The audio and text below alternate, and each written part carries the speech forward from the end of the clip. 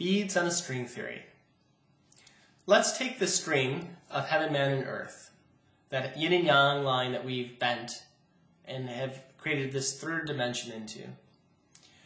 Now along this string, we're going to put little beads, the universal particle of chi.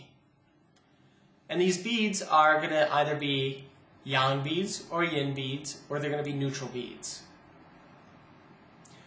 We're going to put the yang beads at the yang part of the string, which is heaven. We're going to put the yin beads in the yin part of the string, which is earth. And we're going to put the neutral beads in the middle of the string in the man level. Now these beads have behaviors based on their nature. Yang beads want to rise up and want to be active. Yin beads want to sink and want to be quiescent. And man beads, the middle beads, the chi beads, neutral beads, they just want to stay where they are. They don't want to rise or fall. Now imagine what would happen if you put the wrong beads in the wrong place. Let's say we took yang beads and put them in the yin of the string. Well, their nature is to rise to the top of the string. So imagine what that would do, what kind of forces and pressure that would put on all the beads in the string between that bead and heaven.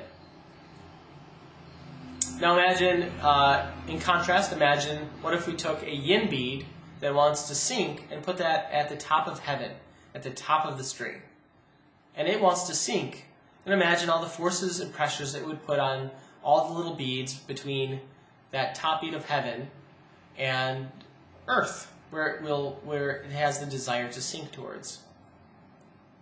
What kind of effect would that have on those beads?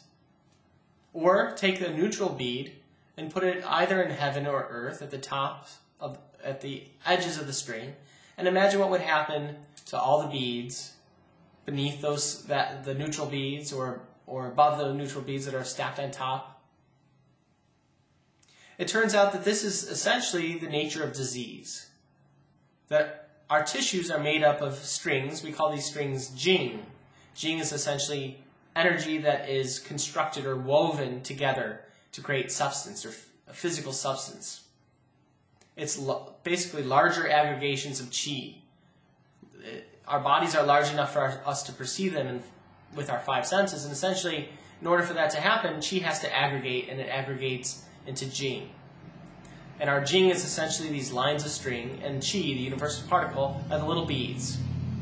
And so when you have a tissue, the tissue has certain beads that it wants to have on that tissue.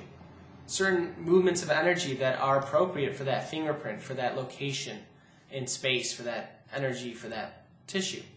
So if you put the wrong beads on the tissue, that means it's going to have certain behaviors are going to manifest. If you put beads that are too cold, the tissue is going to get too cold. It's going to want to get quiescent. It's going to want to contract.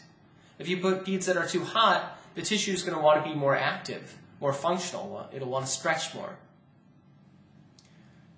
Essentially, this is the nature of disease, and in the next segment, I'm going to talk a little bit more about this.